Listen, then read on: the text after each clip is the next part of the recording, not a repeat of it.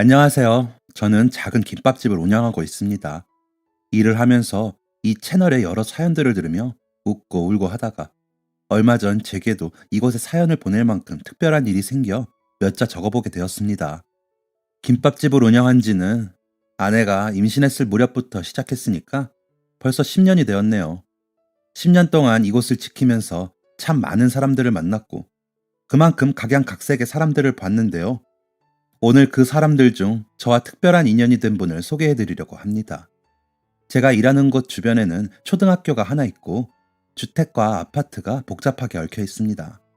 어르신들도 종종 오시고 보통은 제 또래의 사람들이 아이 손을 잡고 옵니다. 오픈한 지 얼마 안 되었을 때부터 가끔 오시던 어르신들이 있었습니다. 어르신들이라고 하기엔 뭐하고 제 부모님 또래보다 조금 더 많은 분들이셨는데 항상 사이좋게 손을 잡고 들어오시는 모습이 인상 깊어서 계속 기억에 남더라고요. 자주는 아니셨지만 두어 달에 한 번꼴로 찾아주셨습니다. 저희 가게에서는 김밥, 떡볶이, 튀김 몇 가지 이렇게만 팔거든요. 원래는 라면이나 순대, 쫄면도 했는데 아내가 육아에 집중하면서 손이 딸리기도 했고 장사가 예전만큼 안 되어서 다 치워버렸죠. 그 어르신 부부는 오실 때마다 떡볶이를 드셨습니다. 딱 2인분 시켜서 드셨는데 그마저도 할머니가 거의 다 드셨죠.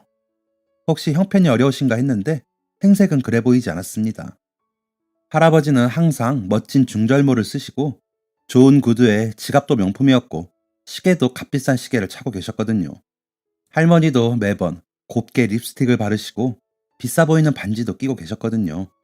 그러니까 더 궁금하더라고요. 왜 항상 그것만 드시는지, 다른 건 안 드시는지요? 혹시 다른 건 맛이 없나 싶기도 했고요. 손님, 저희 가게 김밥도 맛있는데 좀 드셔보실래요? 아, 안 돼요. 주지 마세요. 제가 허리를 숙여 할머니께 여쭤봤는데 할아버지께서 안 된다며 손사래를 치더라고요. 할머니는 호호 웃기만 하셨고요. 어리둥절한 표정으로 서 있으니까 할아버지께서 이유를 말해주셨습니다. 우리 안사람이 당뇨가 있거든요. 당뇨요? 그럼 떡볶이도 안 되는 거 아닌가? 안 되죠. 평소엔 바깥 음식 절대 안 먹어요. 며느리랑 딸애가 해다주는 밍밍한 반찬만 먹고 차도 돼지 감자인가 그런 것만 먹고 근데 그게 다 이 떡볶이 먹기 위해서래요. 네? 이거 드시려고요? 네. 2달에 한 번 이거 먹으려고 평소에는 열심히 관리하다가 이거 한 번 먹고 또 2달 버티고 그러는 거예요. 와, 저희 떡볶이 드시려고요? 그렇게 맛있으세요? 제 물음에 할머니는 입가를 냅킨으로 닦으시며 수줍게 고개를 끄덕이셨습니다. 솔직히 많이 감동이었습니다. 제 떡볶이가 그렇게 맛있다니. 사실 그때 떡볶이를 없앨까 말까 고민을 많이 했거든요. 저 혼자 하려니 조금 벅차서요. 그런데 그분들 말씀을 듣는 순간 절대 없애지 말아야지 싶더라고요. 그렇게 저의 소중한 단골분들과의 인연은 한 해 한 해 계속되었습니다. 그런데 시간이 지날수록 방문해 주시는 간격이 늘어나더라고요. 3달에 한 번, 4달에 한 번 이렇게요. 할머니의 얼굴빛도 점점 안 좋아 보였습니다. 그래도 떡볶이를 드실 때만큼은 정말 행복해 보이시더라고요. 저희 배달도 한다고 댁으로 가져다 드린다고 해도 며느리랑 딸이 쓰레기통도 검사한다며 안 된다고 하시더라고요. 며느님이랑 따님의 마음이 뭔지 알면서도 조금 짠한 기분이었습니다. 그렇게 떡볶이를 드실 때만큼은 17살 고등학생같이 생기 넘치던 할머니는 더 이상 저희 가게에 오지 않으셨습니다. 아니, 오지 못하셨습니다. 두 분을 처음 뵌 지 5년쯤 지났을 때였나? 추운 겨울날 할아버지 혼자 가게로 들어오시더라고요.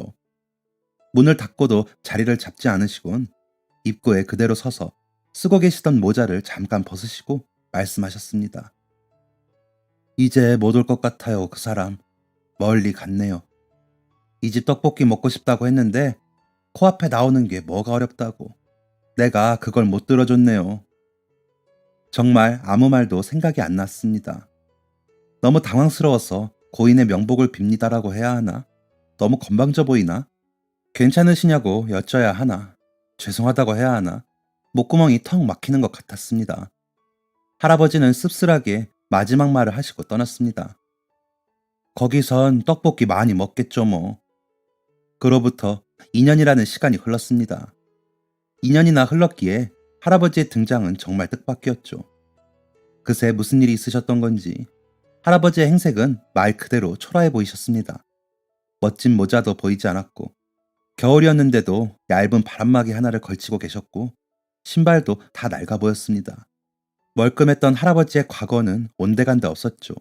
당혹스러워서 겨우 목례만 하고 멍청하게 서 있는데 할아버지가 뱉으신 말에 더 놀랄 수밖에 없었습니다. 여기 김밥 반줄만 될까요? 네, 당연히 안 됩니다. 그런데 거절할 수가 없었습니다. 저는 얼른 김밥을 싸서 반줄을 접시에 담아 내갔습니다. 할아버지는 며칠 굶기라도 하셨는지 허겁지겁 접시를 비우셨습니다. 더 드릴까요?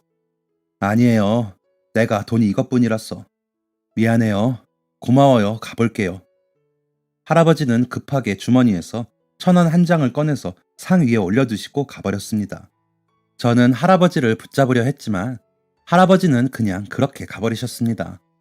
분명 무슨 일이 생기셨구나 확신을 했습니다. 다른 사람이 되어서 나타난 할아버지가 걱정이 되던 와중에 그리 오래 지나지 않아 할아버지는 다시 저희 가게를 찾아오셨습니다. 할아버지는 이번에도 김밥 반줄을 주문하셨습니다. 저는 이번에는 김밥을 한 줄 다 접시에 채워 나갔습니다. 아니에요. 저는 반줄만 먹어도 배불러서. 어차피 반줄 남은 거 팔지도 못하는 걸요. 괜찮으니까 드세요. 미안해요. 미안하다뇨. 아니에요. 거짓골로 나타나서 놀랐죠. 저는 전곡이라도 찔린 듯 말문이 막혀서 고개만 옆으로 저었습니다. 참, 내가 이 나이 먹고 사기나 당할 줄은 몰랐지. 사기요? 제 물음에 할아버지는 입에 있던 김밥을 얼른 씹어 삼키셨습니다. 그리고 물컵까지 비우시곤 고개는 빈컵에 고정한 채 이야기를 해주셨습니다. 할아버지는 한때 잘 나가던 사장님이셨답니다. 대기업에 물건 납품하는 하청업체 사장님이셨대요. 이른 나이에 성공하셔서 넉넉하게 누릴 거 다 누리시며 자식들 고생 하나 안 하고 키우셨다고 하셨습니다. 그런데 그렇게 부자인 분이 거짓골이 되는 건 정말 한순간이었다고 하시더군요. 그건 할머니가 돌아가신 직후였답니다. 할아버지는 평소 투자 같은 건 관심도 없고 적금 같은 것도 안 하셨던 분이라 예금만 두둑하게 있었는데 어느 날 아들한테 전화가 걸려오더래요. 지금 해외에서 여행 중인데 큰일이 났다고요. 가방도 누가 훔쳐가서 없고 하나뿐인 손녀딸이 다쳐서 병원에 실려간 상태고 보험도 없어서 돈이 많이 필요할 것 같다며 우선 지금 예금 가진 거 다 보내라고 했답니다. 할아버지는 손이 벌벌 떨리셨대요. 수화기 너머로 들려오는 손녀딸의 할아버지 하는 외침에 무작정 은행으로 향했고 억소리가 나던 예금을 다 아들에게 보낸 거죠. 네, 보이스피싱이었답니다. 은행원도 계속 그게 아드님이 맞으시냐고 재차 확인했는데 아들 번호로 전화 왔고 애가 출장이 잦아서 해외에도 잘 나가고 손녀딸 목소리도 똑같다고 거기서 우리 애들 다 죽으면 어떻게 할 거냐고 따져 물었답니다. 그렇게 평생을 모으신 전 재산을 잃으셨대요. 그게 보이스피싱이란 걸 알게 된 건 전화를 끊고 한참 후 아들이 걱정되어 전화를 거셨을 때였답니다. 전화벨 소리가 끊기자마자 괜찮냐고 어떻게 됐냐고 묻는데 아들이 작은 목소리로 이랬대요. 아버지, 저 지금 회의 중이라서 나중에 다시 걸게요. 할아버지는 평생 이런 적이 없으시다며 계속 고개를 저으셨습니다. 그때 남들 다 하는 보증 한 번 한 적 없고 누가 어디 땅 사라 할 때도 귀등으로도 안 들었고 그 흔한 갯돈도 안 넣으실 만큼 자신의 신념에 철저하셨고 타인도 잘 못 믿으셨던 분인데 이렇게 될 줄 알았냐며 한탄하시더라고요. 제 속이 다 상하더군요. 보이스피싱 같은 건 뉴스에서나 봤지 전화 한 번 받아본 적이 없었는데 정말 놀랍기도 했고 제가 더 억울하고 분할 지경이었습니다. 신고는 하셨어요? 네, 당장 했지 내가. 그런데 경찰 양반들이 그러더라고요. 그거 못 찾는다고. 어르신 기대는 하지 마세요 하는데 참 죽겠더라고요. 집사람 따라가야 하나 싶기도 하고. 아유, 그런 말씀 마세요. 그럼 뭐 내가 더 살도리가 있습니까? 내가 아들 하나 딸 하나 있는데 내 나름 고생 안 시키고 잘 키웠습니다. 내 앞가림은 내가 하니까 용돈 한 장 가져오지 말라고. 부담 주기 싫어서 그랬는데 나요. 집에 있는 우리 집사람 보석 다 팔고 이제는 가방이며 옷 같은 것까지 전당포 가져다 줍니다. 돈이 없어요, 내가. 내 생활비가 없어, 내가. 자녀분들은 모르시고요. 모르지, 절대 모르지. 내가 어떻게 말을 합니까? 무슨 낯짝으로요. 저만 보고 살게 한 애들인데 어떻게 애들한테 손을 벌립니까? 그래도 자녀분들이라면 이해해 주실 수도 있지 않을까요? 글쎄요, 그럴 애들이라면 내 진작 말했겠죠. 씁쓸한 표정을 짓는 할아버지의 표정에서 저도 모르게 연민이 느껴졌습니다. 그 순간 상의에 놓인 할아버지의 전화기가 울렸습니다. 투박하게 아들이라고 적힌 글자 뒤로 정장을 멀끔 입은 남자의 증명사진이 배경으로 나타났습니다. 할아버지는 잠시 머뭇거리시더니 전화를 받으셨습니다. 방금 저와 대화할 때의 우는 목소리는 온데간데 사라지고 과장되게 밝은 목소리로 받으시더라고요. 그래 아들. 네 아버지 식사나 하셨나 하고 전화드렸어요. 아 먹었지 그럼. 뭐 드셨어요? 혼자일수록 더 잘 챙겨 드셔야 해요. 아이고 소고기 먹었다. 아주 힘이 펄펄 나. 뭐 그럼 다행이고요. 주말에 애들이랑 갈까 하는데 괜찮으세요? 주말? 아유 바쁜데 오긴 뭘 와. 됐어 됐어. 요즘 일도 안 바쁘고 애들도 할아버지 보고 싶다고 하는데. 아유 됐다니까 그러네. 왜요? 약속 있으세요? 그래. 최 사장하고 한잔 하기로 해서. 아, 뭐 그럼 그러세요. 다음에 갈게요. 그래 그래. 바쁠 텐데 들어가 봐라. 전화를 끊은 할아버지는 한숨을 푹 쉬셨습니다. 그리곤 곧 제가 앞에 있다는 사실을 깨달았는지 제 눈치를 쓱 보시더니 민망한 듯 웃으시며 핸드폰을 만지작거렸습니다. 애들한테 이런 모습 보여주고 싶지 않거든요. 이런 모습이 어때서요? 그리고 언제까지 숨길 순 없는 노릇이잖아요. 그쵸? 언젠간 밝혀야겠죠. 배고프시면 언제든지 저희 가게 오세요. 김밥 한 줄이고 열 줄이고 싸드릴게요. 아참, 할머니께서 떡볶이 좋아하셨는데 좀 드릴까요? 할머니라는 말에 할아버지께서 잠깐 머뭇거리시더니 이내 고개를 끄덕이셨습니다. 할아버지는 그날 아주 천천히 떡볶이를 드시고 가셨습니다. 떡볶이를 드시며 한 번씩 손수건으로 눈을 꾹꾹 누르셨는데 아마 할머니 생각이 나셔서 우시는 것 같았습니다. 두 분이서 나누었을 그 시간과 그 추억을 방해하고 싶지 않아 모르는 척을 했습니다. 할아버지는 그날은 도망치듯 가지 않으시고 계속 고맙다는 말을 하셨습니다. 그리고 전처럼 꼬깃 한 1,000원 한 장을 내미셨습니다. 할아버지는 매일 저희 가게에 오셨습니다. 아마 하루에 한 끼를 저희 가게에서 드시는 듯 했습니다. 할아버지는 매번 김밥 반주를 주문하셨고 그러면 저는 한 줄을 내어드렸습니다. 소고기 김밥, 참치 김밥, 돈가스 김밥 등 항상 다른 메뉴를 드렸습니다. 그러면 할아버지는 오늘따라 더 맛있네요 라고 하실 뿐이었습니다. 가게에 오는 다른 할아버지 분들도 많았지만 저는 유독 그분께 마음이 가더라고요. 처하신 사정 때문에 더 신경이 쓰이기도 했는데 무엇보다 돌아가신 제 아버지를 보는 것 같았습니다. 저 중학생 때 아버지가 사업 실패로 많이 힘드셨거든요. 그때 아빠가 우시던 그 모습이 너무 충격적이라 아직까지도 기억이 나는데 할아버지를 보고 있으면 제 아버지 모습이 겹쳐 보였습니다. 그래서 하나라도 더 챙겨드리고 싶었고 도움이 될 만한 일이 있으면 뭐든 해드리고 싶었죠. 할아버지가 매일 가게에 오신 지 보름이 흘렀을 무렵이었습니다. 토요일 저녁 마감을 앞둔 시간이었는데 할아버지께서 오시더라고요. 평소엔 보통 점심에 오시던 분이 그날 안 오시길래 걱정을 하고 있었는데 어두운 얼굴로 터덜터덜 문을 열고 들어오셨습니다. 오셨어요? 오늘은 늦으셨네요. 어디 다녀오세요? 저 여기 소주도 팝니까? 자세히 보니 할아버지는 울고 오신 듯 했습니다. 주름이 많은 얼굴에 지워지지 않은 눈물 자국이 있었고 흰자도 빨갛게 핏줄이 서 있었고 목소리는 다 갈라진 쇳소리였죠. 저희 가게에서는 술을 안 팝니다. 그런데 드려야 할 것 같더라고요. 그래서 잠깐 기다리시라고 하고 얼른 나가서 편의점에서 소주를 사왔습니다. 할아버지는 평소보다 더 굽은 등으로 앉아 계셨습니다. 제가 나가서 소주를 사온 걸 아신 할아버지가 화들짝 놀라시더라고요. 이걸 나가서 사온 거예요? 안 팔면 안 판다고 하지. 그냥요, 저도 오랜만에 한 잔 먹게요. 제가 말없이 따르는 술을 할아버지는 말없이 받으셨습니다. 할아버지는 쓴 소주를 단숨에 들이키고 제가 만든 김밥을 오물오물 드셨습니다. 내가 오늘 납골당에 다녀왔습니다. 아, 할머니 보고 오셨군요. 네, 거기가 좀 멀어요. 여기서 버스 타고 지하철역 가서 지하철 타고 또 고속버스 타고 내려서 택시까지 타고 가야 해요. 아이고, 먼 길 다녀오시느라 고생하셨네요. 예, 멀죠. 고생했습니다. 그때 집사람 납골당 들어가면서 애들이 그러더라고요.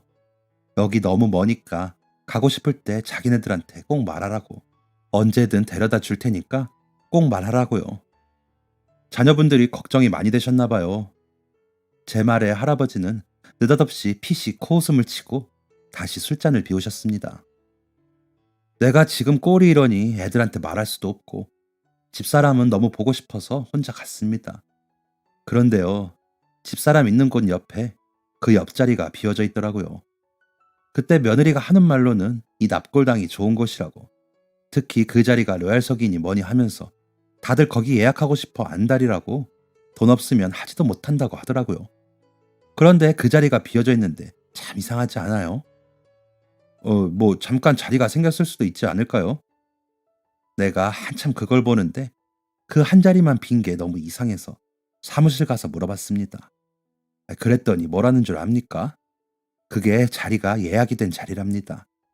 가끔 가다가 여유 있는 사람들이 부모 죽기 전에 미리 납골당 계약하는 일이 있는데 그게 그거랍니다. 그래서 또 물었죠. 계약자가 누구냐고. 안 된대요. 못 알려준대요. 내가 그 옆에 있는 할멈 바깥 사람 되는데 거기 계약한 사람 내 아들 이종범 이 이름이랑 같냐고. 그 사람이 그 옆자리까지 한 거냐고 하니까 그 남자가 모니터를 힐끔 보더니 다시 슬쩍 내 눈치를 보고는 알려줄 수 없다고 하더라고요. 알려주지 않아도 알았습니다.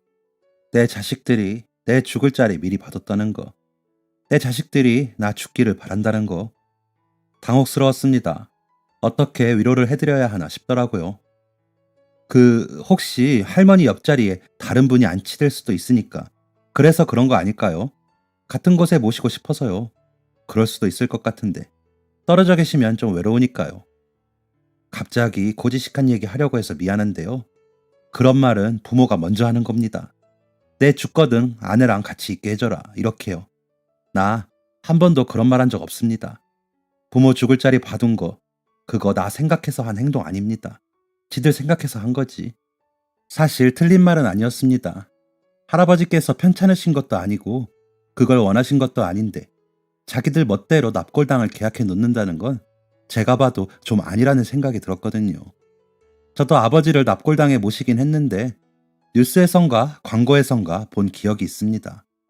납골당을 사전 계약하는 사람들이 가끔 있다고요. 그땐 그냥 그런가 보다 했는데 당사자 입장에선 썩 유쾌한 일이 아니라는 걸 알게 된 지금은 저도 그런가 보다 하고 넘어가지지가 않더라고요. 할아버지께서는 남아있는 술병을 비우시곤 조금 비장하게 말씀하셨습니다. 다 말하려고 합니다. 뭘요? 나 사기당했고 니들 줄 돈 없다. 아무것도 없다. 네, 잘 생각하셨어요. 자녀분들도 이해해 주시겠죠. 그건 내일이 되어봐야 알겠네요. 내가 버려질지 부양될지. 할아버지는 술 기운이 올라오신 건지 일어나시며 다리가 한 번 꼬이셨습니다. 모셔다 드린다는 제게 손을 휘젓고 할아버지는 가게를 나가셨습니다. 상위엔 1,000원 한 장을 두시고요. 들어오셨을 때보다 좀 더 씩씩하게 가게를 나가셨지만 저는 괜히 긴장이 되더라고요. 내일 무슨 일이 벌어질지요. 그리고 바로 그 다음날 제가 우려했던 일이 실제로 일어나고 말았습니다. 그것도 제 눈앞에서요. 추운 날씨에 주말엔 출근을 좀 느긋하게 합니다. 출근길이나 동원길에 김밥을 사 먹는 사람도 없고 날씨가 추우니 소풍을 가는 사람도 없기 때문입니다. 집 앞 카페에서 뜨거운 아메리카노를 사서 들고 동네를 한 바퀴 쭉 돌고 가게로 가려는데 한적한 동네 한쪽에서 시끄러운 소리가 들리더라고요. 무슨 일이 일어났나 싶어 소리가 나는 쪽으로 발걸음을 옮겼습니다. 아파트 단지 놀이터 들어가는 쪽에서 소리가 들리더라고요. 그 소란의 주인공들을 마주하는 순간 저는 깜짝 놀랐습니다. 저희 단골 할아버지가 거기 계시더라고요. 할아버지는 벤치에 다리를 떡 벌리고 앉으셔서 팔짱을 끼시곤 입을 꾹 닫고 정면만을 응시하고 계셨습니다. 화가 나신 것 같았습니다. 그런 할아버지에게 침까지 튀기며 있는 말 없는 말을 쏟아내는 두 사람이 있었는데 할아버지의 자녀들로 보였습니다. 아버지, 진짜 제정신이세요? 어떻게 보이스피싱을 당해요? 아니지. 제정신이 아니니까 당하신 거겠죠? 그러는 너는 제정신이냐? 내 죽을 자리 맡아준 게 제정신이냐? 말씀드렸잖아요. 그건 만일을 대비해서 그런 거라고. 그럼 만일을 대비해서 네 자리도 봐뒀냐? 며느라가 자리도 봐뒀고? 아버지, 진짜. 아들로 보이는 남자가 머리를 벅벅 긁더라고요. 이걸 계속 몰래 봐도 될지, 그냥 가야 할지 망설이고 있는데 다음엔 딸로 보이는 여자가 대화를 이끌더군요. 아빠, 그러지 마시고 사기 당한 예금 말고 돈 더 있으실 거 아니에요. 아버지 연금도 나오실 거고. 연금 그 코딱지만큼 나오는 걸로 관리비만 더 내던. 그럼 그 아빠 여기 말고 아파트 하나 더 있으시잖아요. 그쵸? 아파트는 개뿔. 그거 저 자식 결혼할 때 뺏어 준 거? 뭐요? 오빠 결혼할 때 아빠 아파트를 빼줬다고? 나는 처음 듣는 얘긴데. 나는 그렇게 안 해줬잖아요. 방금까지 할아버지를 살살 달래던 여자의 표정이 싹 굳었습니다. 참 이러면 안 되지만 그 표정이 너무 우스워서 계속 그 광경을 보게 되더라고요. 남자가 여자에게 나와보라고 살짝 밀치며 아버지 옆에 앉았습니다. 이번에는 남자가 할아버지를 살살 달래더군요. 야, 너는 지금 그게 중요하냐? 아버지, 이 아파트 있잖아요. 이거 아버지 명의로 되어 있잖아요. 자가고, 그쵸? 맞죠? 맞네. 이 아파트는 아직 남아있겠네. 남자의 말에 여자가 손뼉까지 치면서 호응을 했습니다. 할아버지는 눈이 똘망똘망해진 두 사람을 번갈아 보더니 기가 차다는 듯 콧방귀를 끼며 말씀하셨습니다. 아파트? 내 거지. 내가 월세 내고 사니까. 네? 이게 왜 월세예요? 이게 어떻게 월세냐고요, 아버지? 집 빼서 네 동생 결혼자금 대줬으니까 월세지, 이놈아. 이게 자꾸 지 애비한테 따박따박 아주 큰 소리만 낼 줄 알지, 배응망덕한 자식이. 내가 널 어떻게 키웠는데 돈 타령이나 하고 지 애비 죽을 자리나 봐두고. 내 똑바로 얘기하는데 그거 당장 취소해라. 나 아주 오래 살 테니까. 그리고 너네 같은 자식한테는 물려줄 거 하나 없으니까 나 데리고 살 거 아니면 썩 꺼져라. 내 집에 있는 니네 새끼들도 다 데리고 가. 할아버지는 자리를 박차고 계단을 내려가셨습니다. 여자는 벤치에 주저앉아 난 몰라 라고 했고 남자는 머리를 쥐어뜯으며 욕을 해댔습니다. 이제야 알겠더라고요. 할아버지가 왜 그때 그럴 애들이라면 진작 말했겠다고 하셨는지요. 자기들 아버지를 그저 돈으로만 생각하는 아주 나쁜 사람들이었습니다. 저는 다시 동네를 빙 돌아 가게로 갔습니다. 그런데 가게 앞에 할아버지께서 서 계시더라고요. 추우신지 외주머니에 손을 꼭 넣으시고 계셨습니다. 순간 혹시 갈 곳이 여기밖에 없으신 건가 싶더라고요. 저는 얼른 가서 문을 열어드렸습니다. 아이고 추우시죠? 얼른 들어가세요. 고맙습니다, 주인 양반. 오늘은 출근이 늦네요. 주말 아침엔 손님이 없어서요. 그럼 제가 첫 손님이 된 거네요. 김밥 좀 먹을 수 있을까요? 네, 그럼요. 잠시만 계세요. 저는 서둘러 재료를 준비했습니다. 냉장고를 열었다 닫았다. 가스불을 켰다 껐다. 한참을 정신없이 준비하고 있는데 할아버지께서 아까부터 계속 같은 자세로 앉아 계시더라고요. 꼭 쥔 주먹은 무릎에 올려놓으시고 바닥만 쳐다보고 계시는데 그제서야 알았습니다. 할아버지께서 울고 계시다는 걸요. 할아버지는 어깨까지 들썩이시며 투박한 눈물을 뚝뚝 흘리고 계셨습니다. 저는 이전처럼 그 눈물을 모른 척 할 수밖에 없었습니다. 얼마나 지났는지 할아버지께서 겨우 컵에 든 물을 마시셨을 때 저는 김밥을 쌌습니다. 그리고 뜨거운 우동 국물까지 할아버지께 내어드렸죠. 오늘도 고맙습니다. 저 어르신, 저 사실 아까 봤어요. 네? 어르신하고 자녀분들 대화하시는 거요. 일부러 엿들으려고 한 건 아닌데 죄송합니다. 이거 험한 꼴을 보이게 되었네요. 할아버지께서 젓가락을 내려놓으셨습니다. 씁쓸하게 웃는 할아버지 모습을 보니 더 죄송스러웠습니다. 할아버지께서 오늘 있었던 일을 말씀해 주셨습니다. 어젯밤 저희 가게에서 한잔 하시고 집에 돌아가신 할아버지는 자기 전에 자식들한테 문자를 보내셨다고 하셨습니다. 보이스피싱 당해서 전 재산 날렸다고 보내시고 그대로 핸드폰 끄고 잠드셨답니다. 그런데 할아버지가 깨시기도 전인 새벽 6시에 누가 비밀번호를 치고 집에 들어오더랍니다. 바로 딸의 가족이었답니다. 할아버지는 놀라셨지만 혹시 뭔 일 생겼나 걱정돼서 왔구나 싶었는데 마주치자마자 딸이 한다는 소리가 아빠 진짜 보이스피싱 당했어요? 였답니다. 잠깐이라도 기대했던 게 우스울 정도로 딸은 계속 진짜냐고 묻고 사위는 뒤에서 애들 보는 척하며 슬슬 이쪽을 살피더랍니다. 할아버지는 얘기하고 싶지 않아서 입을 꼭 닫고 계셨고 곧이어 아들네까지 왔더랍니다. 자식들끼리 이미 연락을 주고받은 건지 눈으로 대충 왔냐는 신호만 하고 아들이 쪼르르 할아버지 옆에 왔다고 했습니다. 그나마 좀 더 눈치가 있는 아들은 전화를 했는데 왜 안 받냐, 일이라도 난 줄 알았다 하며 결국엔 진짜냐고 묻더랍니다.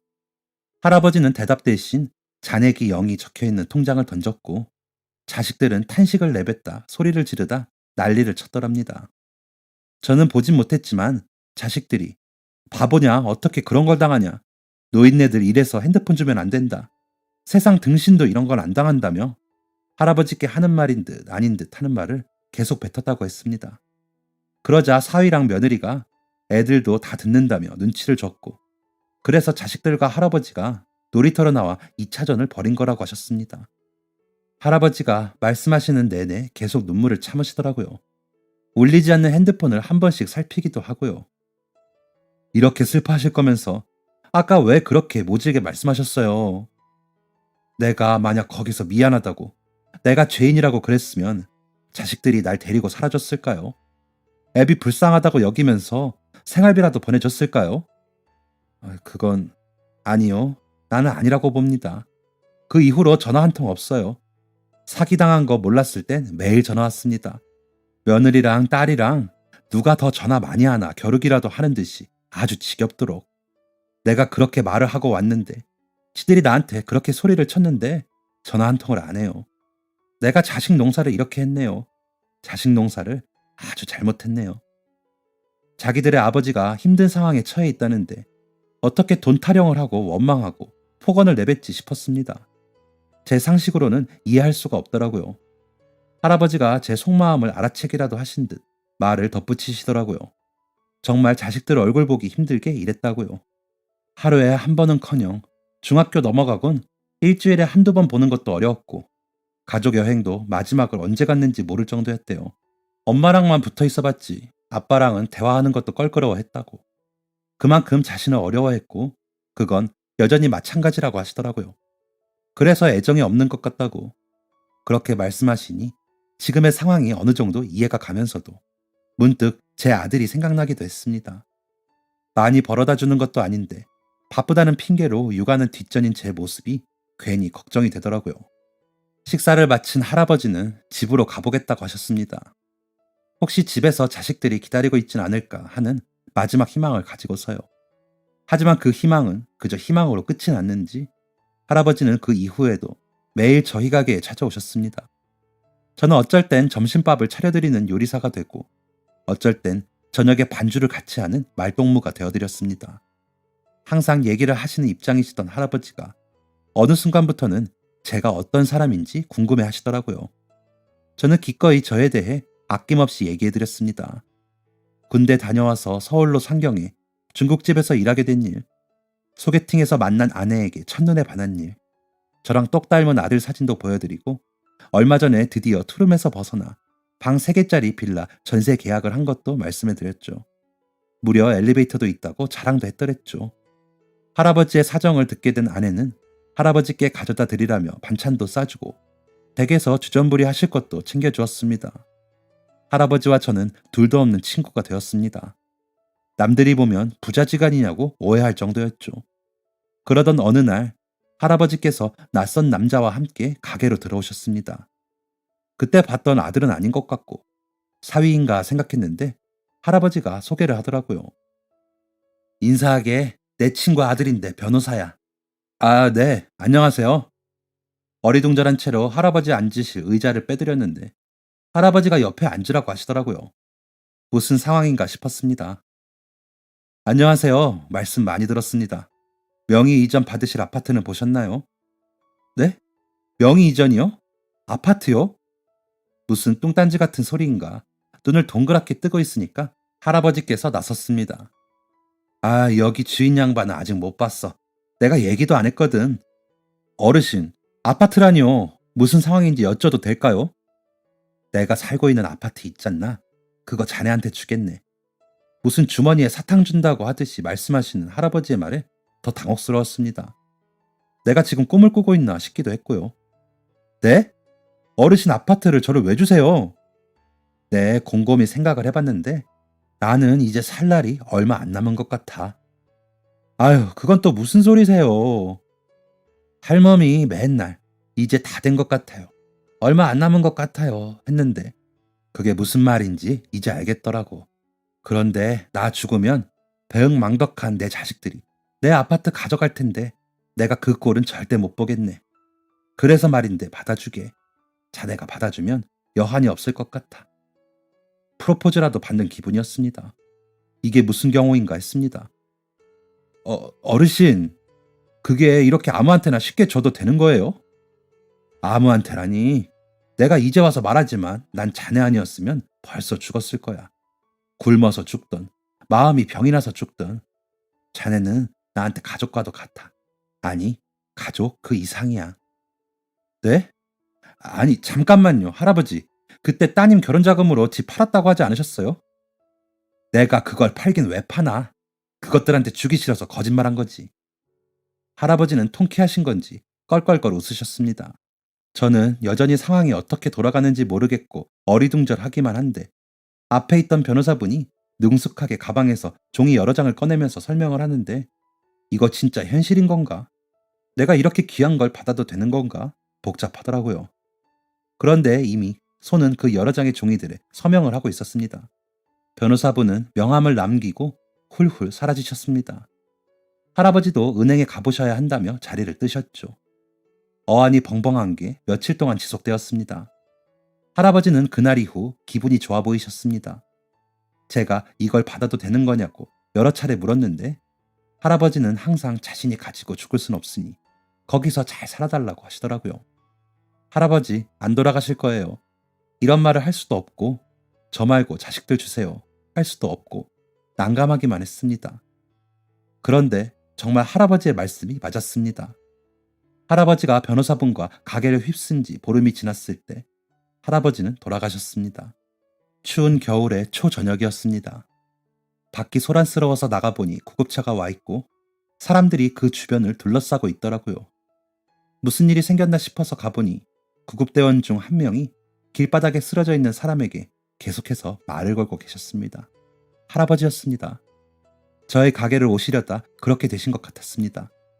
너무 놀란 저는 가게 문을 잠가야 한다는 사실도 잊은 채 제가 보호자라고 하면서 할아버지를 따라 구급차에 탔습니다. 할아버지는 의식이 전혀 없으셨습니다.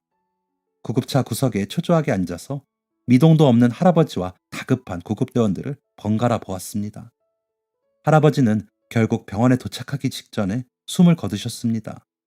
법적으로 보호자가 아니라 이러지도 저러지도 못하고 할아버지 핸드폰으로 할아버지의 자녀분들께 연락을 취하는데 계속해서 안 받더라고요.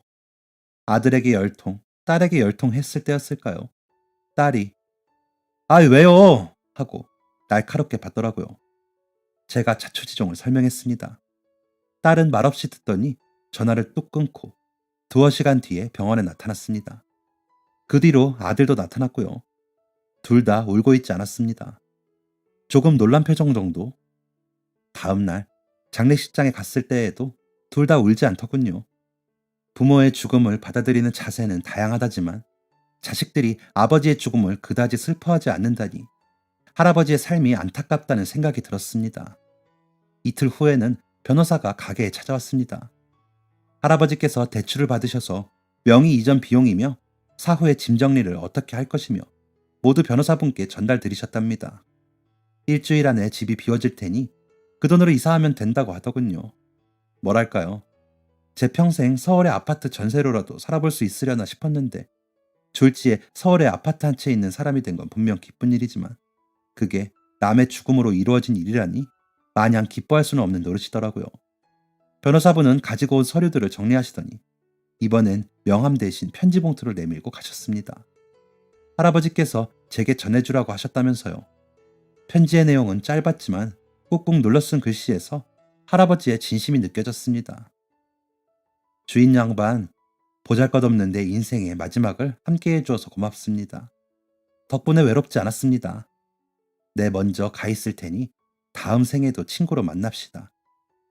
저는 편지가 할아버지라도 되는 듯 꼭 끌어안고 끄끄 울 수밖에 없었습니다. 고민을 하다가 저희는 할아버지가 주신 아파트로 이사를 가게 되었습니다. 월세만큼이나 비싼 관리비를 내야 하고 생각보다 더 비싼 세금도 내야 하지만 도저히 이걸 판다거나 세를 내준다거나 할 수가 없겠더라고요. 그럼 할아버지께서 서운해 하실 것 같았거든요. 그 할아버지 자녀분들이 이 사실을 어떻게 알고 집에 와서 한번 난리를 친 적이 있었습니다. 네가 뭔데 우리 아빠 집을 뺏어가냐는 둥 저보고 사기꾼이라고 하더라고요. 그런데 변호사님께 전화 한번 하니 싹 해결이 되었습니다. 그 도끼 어린 눈빛이 아직도 잊혀지지가 않네요. 아무튼 저는 지금 이렇게 잘 살고 있습니다. 제가 언제 죽을진 모르겠지만 만약 생이 끝난다면 다음 생에도 할아버지를 만날 수 있으면 좋겠네요. 할아버지가 주신 것 항상 감사히 여기며 열심히 살겠습니다. 할아버지, 그곳에선 웃을 일만 가득하셨으면 좋겠습니다. 감사합니다. 지금까지 사연 들어주셔서 감사합니다. 사연이 재밌으셨다면 구독과 좋아요를 눌러주세요. 감사합니다. 안녕히 계세요.